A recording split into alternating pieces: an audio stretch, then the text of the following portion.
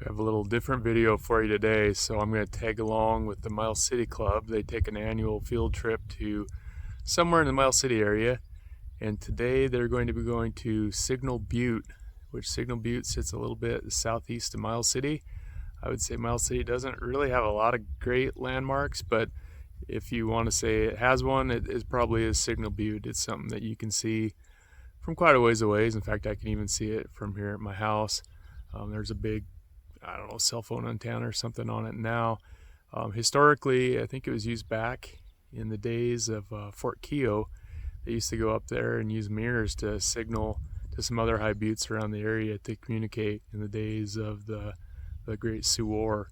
So we might even learn some more history later on as we go. It's going to be a scorcher day. I think it's supposed to be in the mid-90s. It's already hot, so hopefully we don't totally cook. But hopefully we'll get some good little screenshots of some different scenery. So the area around Signal Butte, there's some grassland, and I think there's some pretty gnarly gumbo and dry washes and stuff like that. So I guess we'll just see what happens on our trip here today. I don't think this rig has really showed up on my channel too much. This is, I can't even remember, it's a 2014 or 2015 Polaris Ranger Crew. We bought it from somebody that they kind of use it for up in the mountains and stuff like that. So even though it's a utility one, it is a crew cab. It's got the bench seats, so we can sit, basically 6 people. So it's great for, my wife and I and the 4 different kids. But they also did some stuff to make it a little more sporty too. So it's got the Dragonfire half doors on it. So especially when the kids are younger, made it so they weren't gonna fall out. It's got the aftermarket wheels, it's got the bigger tires, it's got a 2-inch lift kit. This is still a 900, so not like the big thousands that they make today, but this does have a Gilliman tuner on it, so supposedly that adds to the performance of it. So technically maybe it does run right with 1,000. So a little bit of the best of both worlds here. Kind of utility, kind of sporty, but definitely not like a Razor or anything like that. So should work good for what we're doing with it. Up by one of those lights up top, I do put the GoPro mount, so that's where any of our action footage is going to come from.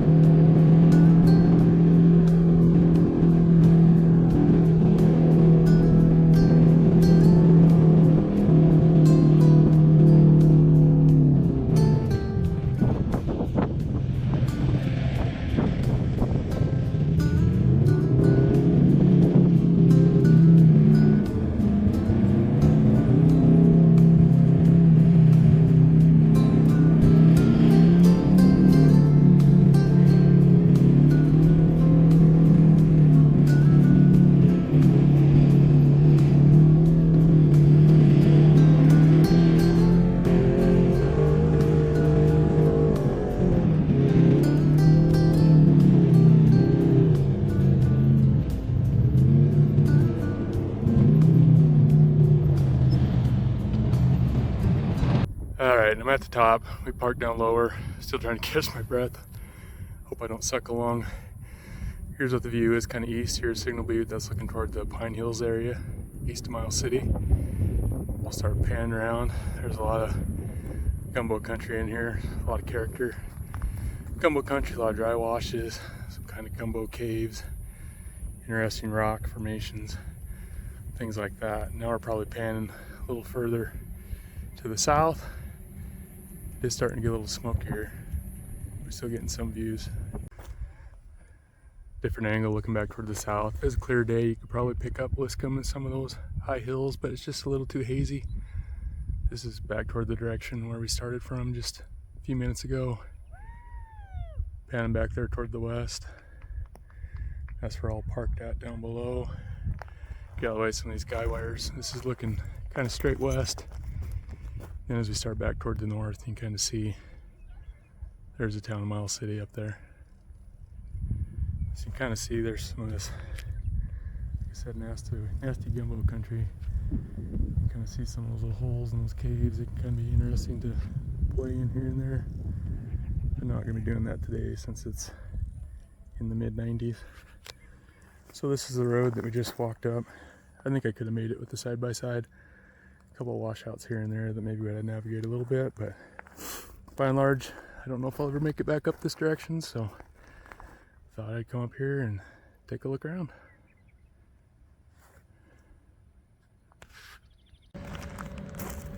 And kind of finish off where we started. If we look down that direction, you can probably see some of the green. That's going toward the northeast. That's the Yellowstone River Valley as it starts heading its way toward Terry. Middle August. It's been dry a little bit here lately, so you can see it's starting to get that definite midsummer hue to some of these short grasses.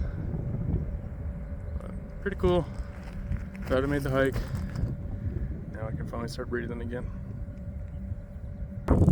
Just another view of some of these rock formations. This gumbo.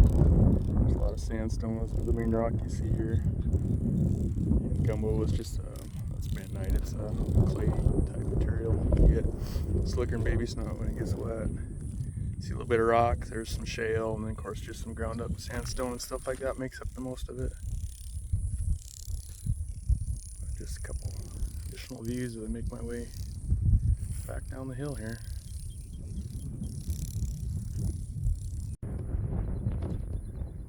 Here's a road we would have been driving on, cutting to the side of the hill here. You kind of see some, a little bit of coal here and there in this seam. But yeah, the road's not terrible. We could have made it easy enough, but it's a big group of people. We probably have a dozen or so side by sides, so better safe than sorry today.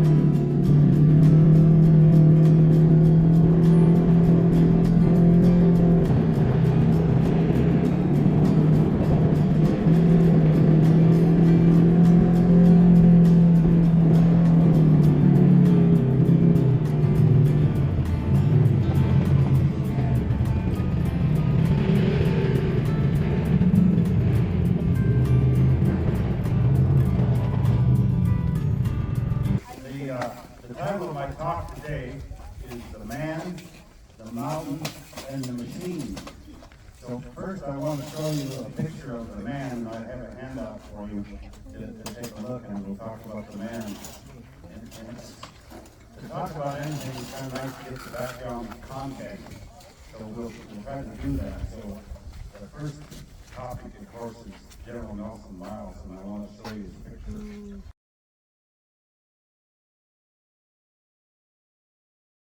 So when you look at General Miles' picture, you notice he's a very handsome man. This was in his later life when he became a general, but he was born in Massachusetts in 1839. He died in 1925, so Bill, he was a little bit older than I am. Oh. 85 years of life is what he had, clear up to 1925. So during his time, he was really widely known and famous for his leading role in solving the so-called Indian problem in the West. And he was instrumental in a number of things that involved the Native Americans. And so a lot of people don't know all the details of his life in that role, but one of the things that he was famous for wasn't anything. He was tough, really tough. He got in the middle of the winter in his bear coat, and the Indians called him bear coat, because he always had his heavy coat in for him. But one of the reasons for his success in solving the Indian nation problem was he'd go out in the middle of the winter with his people. And the Indians, of course, didn't like to do anything to stay in the teepees in the winter and try to survive. So one of the two keys to success of his, he was the man that brought in a number of Indian people. So two reasons for his major success was he was tougher and Powell would go out and was 20 below with his men and make them, and they'd follow him and they'd go take Navy men. His second reason for his success, and what he attributed himself as one of the major reasons that he had high success, was the use of the heliograph or the mirrors that he used with Morse code. So we'll get that a little later when we talk about the heliograph as a machine. Some of the Indians that you would know about in the background of this man that is kind of interesting that he brought in was he was known for bringing in Sitting Bull, who you recall escaped into Canada, but then he got hungry up there, and the Mounties didn't want him, so they brought him back. Sitting Bull actually surrendered over in North Dakota, but he attributed the fact that he was getting all the pressure from Miles' people and Miles' troops. So one of the reasons that he came in. So Sitting Bull and Spotted Eagle Sioux, it was Sioux, part of the Sioux tribe, and another interesting aspect of the Indian Wars was that the Crows, the people of the big bird, were here first in this area, and they resented the fact that the Sioux people had obtained the horse and then came this way and took possession by might of a lot of the land. So the Crows tended to be scouts for people like Miles, military people. So another famous person that he was very instrumental in getting, and probably the reason that he came in, was Chief Joseph of the Nez Perce. So you recall Chief Joseph was the guy over by Great Falls that thought he was in Canada, but he was not. And the general from Fort Ellis there, Bozeman, was headed his way, as well as Miles. So Miles was the one that got there first and helped him check, and he surrendered to Miles.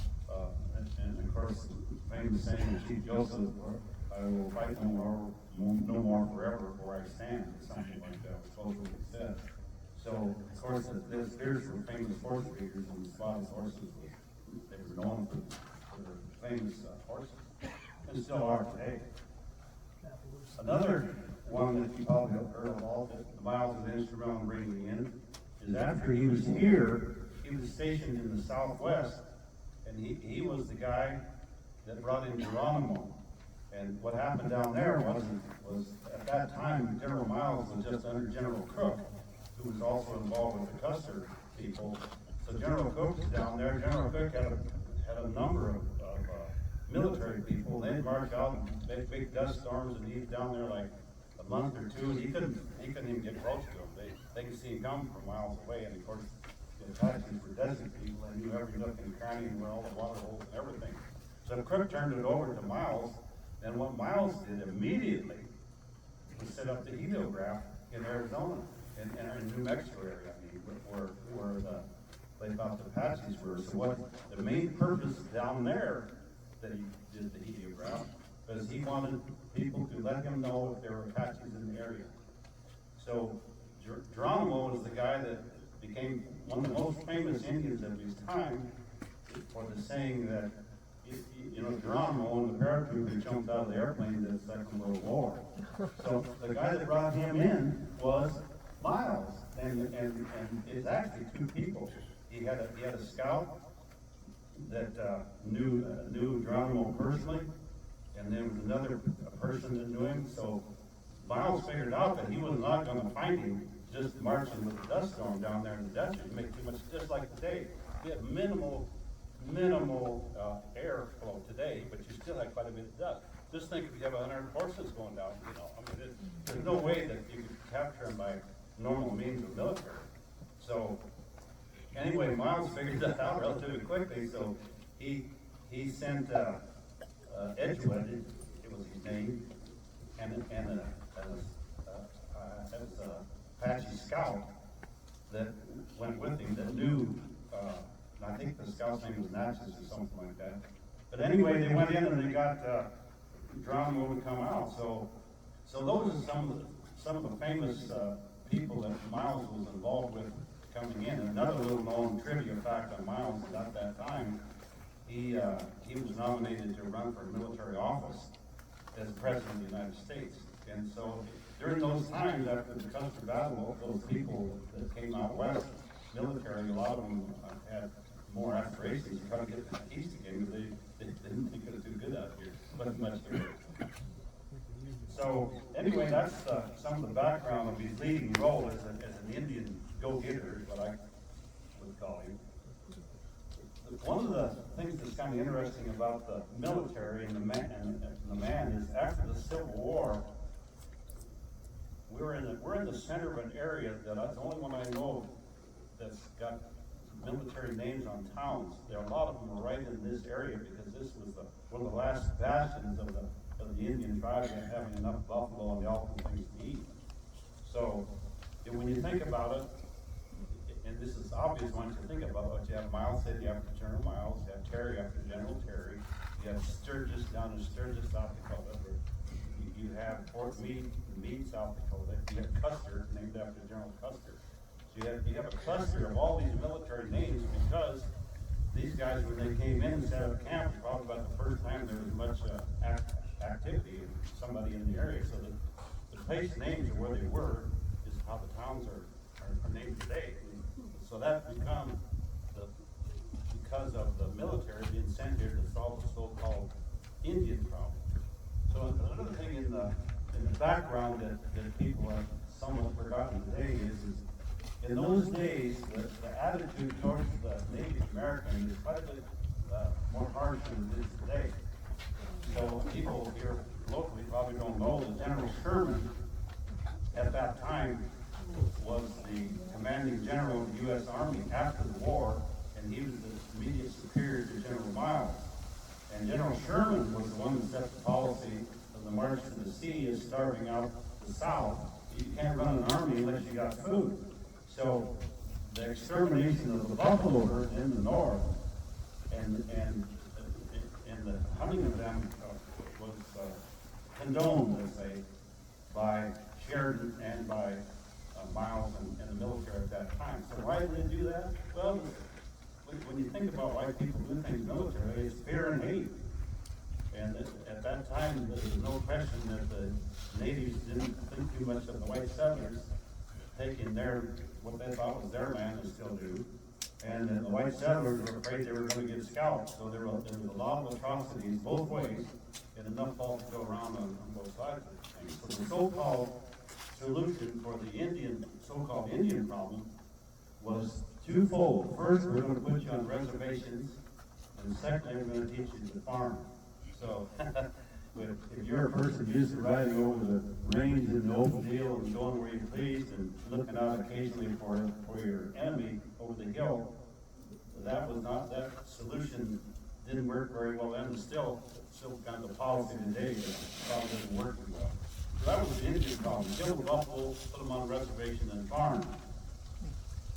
Another background item on Miles was he was known at the time as being a very ambitious person. He had to be. Anybody who wants to go out on the airboat when it's 20, 30 below in the middle of winter, he's in Montana, trying to find somebody that just make them go onto a reservation. He's got some reason to do it. So he was a very ambitious person. But he married well too. So for those of you here that have married well, he married the niece of General Sherman. General Sherman was the head of the army.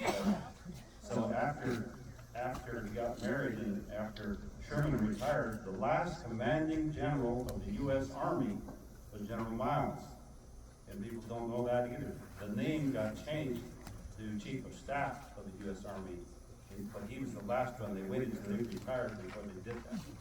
So he was famous in his day, no doubt about it, but he's our namesake here. So now let's talk a little bit about mountains.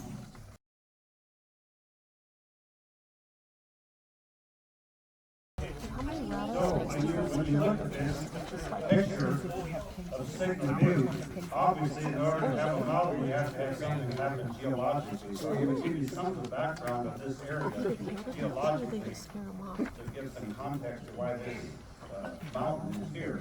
And interestingly enough, even today, if you look at some of the Wikipedian ads for Signal Butte, they refer to a number of hills in eastern Montana as mountains. So the Signal Butte Mountain was caused by sedimentary inland sea action. So roughly 40 to 70 million years ago, this whole area was underwater. And when you see those striations in the geology of the different levels, that's just settling of matter and dirt of various kinds in the bottom of an inland sea. And the other thing that's interesting about this site up here, and especially the flat mountain to the right of the Signal Butte there, is that was told by me, my Dr. Johnson, who runs the Smithsonian Natural Resources facility in Washington, D.C. He was here just getting started in his career. He's very famous worldwide as a renowned geologist. He told me on a rock up here sitting one day when he had a bunch of college students digging up there, going up the hill. He says it's one of the best places in the northern high plains to date geologically 40 to 70 million years ago. So when you look at it, you can realize that it's all right there. You don't have to dig down 100 feet to get a strata. It's all exposed for it. So they had little shovels going up the hill with college kids. And so that was an interesting thing that I didn't realize. The other thing that I learned since then, we were on the very edge right here of the inland sea. So when you see the petrified clamshells and stuff that are here on this property, they tend to be on the shores or towards the edge of it. So the inland sea came all the way from the south in the Gulf of Mexico area, clear on up there. So this mountain here, as opposed to the Rockies, was sedimentary. The red on the top is from a burn, and when you have enough heat from coal burn, it can also turn the sand red and or the coal, if it had iron in it, would end up with coal clinkers that tended to be red. So the red is from showing the iron in the coal or in the sand there. The other thing that's kind of interesting in the Rockies is that they were formed geologically by an uplift. So when you think about there'd be a sea, this high, well, the whole thing changed when the uplift of the tectonic plates moved together and started raising the area up. So the Rockies are formed by geologically pushing rock up. This was formed by rocks being pressured with water on them and going down. Then the other thing geologically is interesting here locally is there are basically two stratas of gravel, roughly both of them about 10 feet deep, but they're about 400 feet apart. So there were two ice ages that came through here where the rock, not this sand rock here, but on the Yellowstone itself, that round rock you see originated up by the Ozarks, up by the Livingston Big Timber area, and rolled down here with ice, two different ice ages. And so, what is the geological name of the formations in here? In general terms, they call it the Fort Union Formation here, sedimentary type formation. Just under that is our dinosaur friend formation in Hell Creek. And a lot of people don't realize that the Hell Creek is over most of eastern Montana into South Dakota and the North Dakota. So it isn't just limited to up by Hell Creek, Georgia, Montana. So it's all over. So there are fossilized dinosaur bones here and there that have been found in the area, but nothing great as far as dinosaurs. So, I mentioned the Hell Creek underneath it. So the other thing that's interesting about this site, if you look at that mountain, and it isn't just the 10 years or so that you had the heliograph. The signals that we know that the natives will say they've been here over 2,000 years. So if you consider that natives were signaling, and then you had the heliograph signaling for about 10 years, and then you had towers up there of the radios, and then you have the AT&T tower up there today, you have about 2,350 years or so that's been the area that's been used for signaling. So it isn't as if it was in and out for signaling purposes. And the reason is it's one of the higher points in eastern Montana, and if you have binoculars, you can see it a long ways away. So it's kind of interesting to think about how it's changed. We started out with the Native Americans doing it their way, then we came along with our mirror Morse code deal, then we come along with radio, and then we come along with light with mirrors, and we come along with towers that don't have any connections up through the air. So it's still used the same way it has for thousands of years, which is interesting. Now, the Indian use, I want to show you another picture. So that's a good question because it's on the highest points in eastern Montana. I don't know what the highest one is, but I know that for the area it's high. So here are the elevation numbers.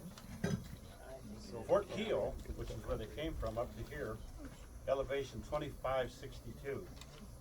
Signal Butte 3097, 3097. So from here, the top of that hill to Fort Keel was 535 feet.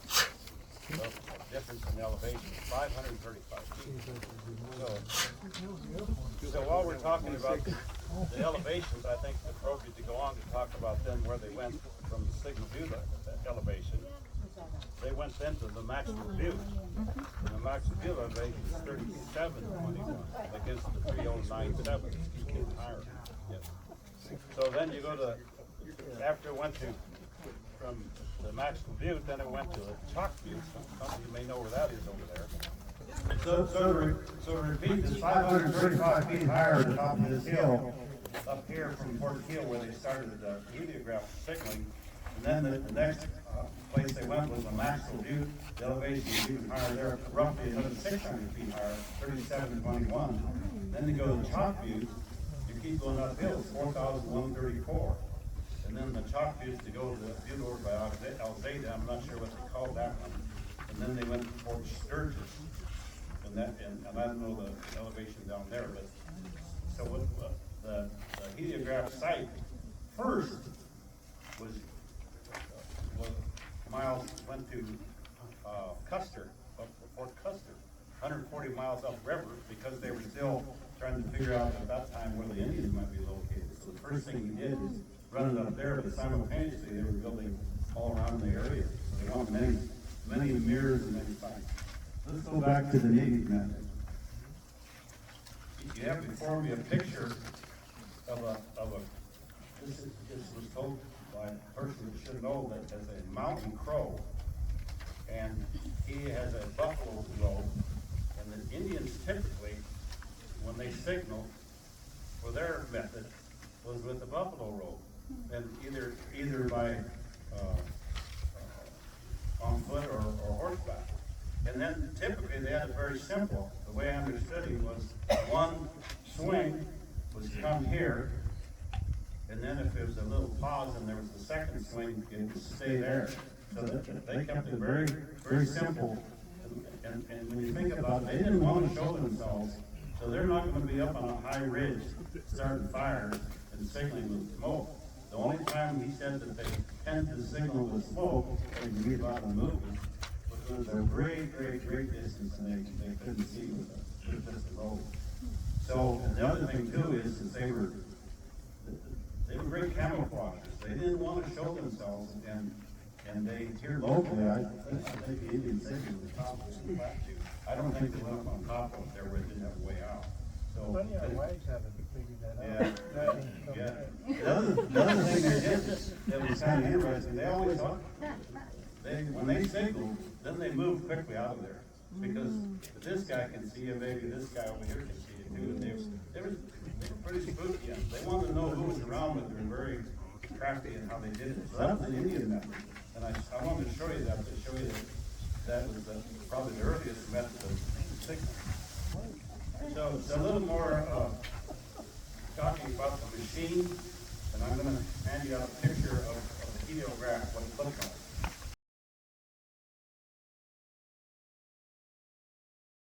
Okay. That's a typical look of the heliograph machine. The interesting thing about it is Miles had a friend in the British Army, and they first used it in India, 1877. And Miles got it relatively quickly and realized what we use here. And they sent the way I understand it, they sent one over, and then they immediately duplicated it and got it in operation out here. So he was responsible for the use of the heliograph first in the military of the United States. It was invented by basically a German man, and then the British were involved at that time, and they took it and used it in their military.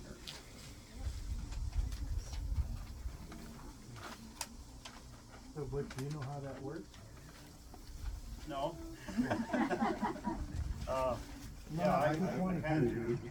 So what a little more background on the heliograph that you're looking at the picture. It's about 7 pounds weight. They could use it either by packing it on horseback and then setting up. But one of the problems was with a mirror, if you're going to signal from point A to point B, you have to know where the sun angle is, and you have to be able to make the flash go the way you want it. And then the other thing is that if you send it at 8 in the morning, the other guy doesn't get there till 10, you got a problem. So what they did was on the use, they knew the exact time and the exact direction they want. So what they did on the heliograph up here and on the ones they set up, they set them very firm in the ground with the direction they wanted at a certain time. So every day at the exact same time, the guy climbs up the hill, makes the signal, and they can have a lot of messages that they want. Now to get the stuff back, they either had to have a second mirror that was angled to the source, or they could turn the one mirror they had and get the angle going back. So they could go both directions with it very quickly, as fast as light, speed of light. So that was the interesting thing about the heliograph more than anything. They also had a heliograph that went from, I don't know the details on this one, went to Cary, Montana, and it also went as far as Glendive in the Powder River. So they went up and down the river relatively quickly, as fast as they could. So Miles was here in 1876 after the Custer Battle, and then he camped at the mouth of the Tongue River, and then the next spring they started in earnest building the fort, it became Fort Keel. That was 1877. By 1878, they had 140 miles up to Fort Custer. They had it in Fort Sturgis. They had them all around. So again, he realized that in those days when you didn't have roads and telephones and hand phones, that you had to have a way to communicate to know where people were. So that, he was just a strategist. So, how do you use them? I don't know if I answered that, but they had, if you look at that, you'll see that flapper thing on it. When you have the sun shining on that and you cover that, then you go like that, it flashes. So that is a dip. And then I'm sure it's a little longer, it might be a dash. I don't know the details of the Morse code, but they did Morse code signals. Yeah, long and short. So it's a lot like the natives. They went like this. I mean, come here. It was safe for you to come. The forward scout is what they were. You know, they were wanting to know what's around. And then if they used it not only for knowing the enemy was in the area, but if there was buffalo over there for hunting, or if you come over to good hunting over here. So it was it's kind of the same principle. You wave the blanket, you see that, or you have a mirror that you're waving around. So that's kind of the my talk. If there are questions or anything I haven't answered, I entertain any questions. So, Butch, they didn't signal from here into the Black Hills. They signaled from here to Chalk Butte, Maxwell Butte, and on that way. I've been told that they have one that also went over to where the 4-H camp is, Camp Needmore. Oh, okay. So but that's not the Black Hills. Right. Now, whether they went past Sturgis, I don't know about that. I imagine they may have, but see, what happened was, historically, it wasn't very long after the heliograph that they put the telegraph line through. So it wasn't, you know, in the 1880s is when the telegraph line started going in, so they had the communication. And you remember in the Civil War, the telegraph was used extensively by the North and Abraham Lincoln keeping contact with the field. So simultaneously with the heliograph was the development of the telegraph line. And it run off the same principle as Morse code. That's correct. So who's up there now? I mean, who is signaling? That's what that's the AT&T tower. Just AT&T? No, there's some others on it. there's the Bible radio, there's the police department, the city, there's a number of them that they subbed out and used up there. So the main tenant up there on top is AT&T, and then they have the right under their situation to sub out for money. I don't know who all's in there. No, they don't. But it might be the military yet, for all I know. It could be. What? Yeah, I think it cut out. Okay. That's all right. I'm done. Any more questions? Somebody asked. Now, I also have discovered at the bottom of the creek right over here, when you ask how did they get up there? Well, they didn't go the way we went today. That road wasn't there. But you can walk up Signal Butte on a ravine and a ridge that runs from the bottom of this creek right here. And on the bottom level, about 1/4 mile up this deep creek, I found where the log and rock dugout location was. And I'm pretty sure there's also an old trail that you can see where they went. So they had to bring food and everything up to the guy. So I think it was just one guy that went up at a certain time. There might have been two there. And then they serviced the trail where the road comes in, just goes straight away and goes right up that draw. Yeah. And ends over there on that little rock field. So they went up this ravine from this side and walked up there to go up there. They didn't go where we went today, because that road was L.P. Anderson built many years ago, but there was less. There's no way that they went that way. Yeah.